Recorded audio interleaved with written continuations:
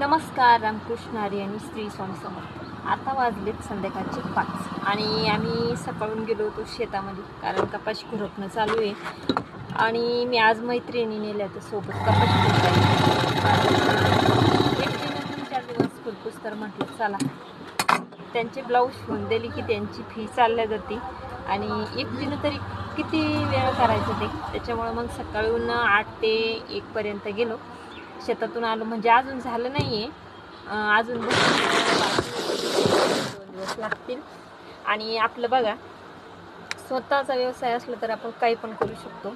कारण सकाळी मी गेले, शेतातलं काम पण करून आले, 2 मैत्रिणी नेल्या, त्यांचं म्हणजे त्यांचा रोज झाला 600 रुपये आणि माझं 300 समजा. तर आता आपला काय, आपल्याला कोण रोज देणार आहे ना. तर मी 1:30ला घरी आले. 2-2:30 पर्यंत थोडा आराम केला, कारण आज सोमवार आहे, उपवास होता.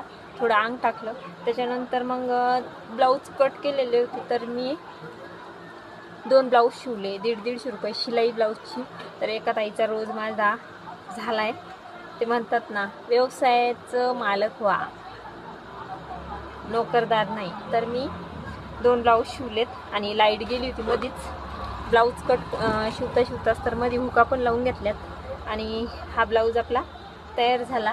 आणि पहिला पण ब्लाऊज एक तयार झाला. तर करायला गेलं तर आपण खूप काही करू शकतो, फक्त आपल्याकडं इच्छाशक्ती पाहिजे.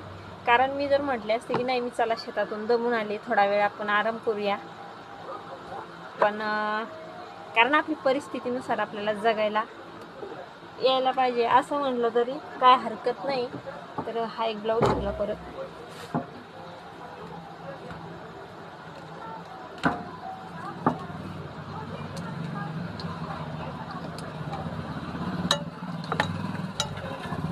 हा पण एक ब्लाऊज शिवला आणि त्यात पण मध्ये लाईट गेली तर हुका पण लावून घेतल्यात. तर एकटी जर मी 2 दिवस जरी झाला असतं, तितकं खुरपणं झालं नसतं. आता तिथून आले, थोडा आराम केला आणि एका ताईचा मी रोज पण तयार केला. तर यालाच म्हणतात स्वतःचं मालक स्वतः. आणि स्वतःचा व्यवसाय जर असला तर आपण केव्हाही कोणते काम करू शकतो. तर कोणाकोणाला माझं हे योग्य वाटलं ते कमेंट करून सांगा. आणि हां, आणखी एक दादाचं म्हणणं आहे की तुम्ही नुसतं मेसेज करत बसता. तर सांगा, मी कोणाला मेसेज केले? कारण आपल्या परिस्थितीनुसार आपल्याला कामाचा लोड असतो, ते काम आपल्याला पूर्ण करावंच लागतात आणि आपल्या कामाशिवाय आपल्याला पर्याय नाही आहे. त्याच्यामुळं, कारण कामात राम शोधणं हे माझं एक जन्मसिद्ध हक्क आहे असं म्हटलं तरी चालतं. कारण मी हे काम करता करताच थोडं रील वगैरे टाकते. तर कोणाकोणाला माझं हे मत योग्य वाटतंय तर नक्की कमेंट करून सांगा. तर रामकृष्ण हरी. ओम नमः शिवाय.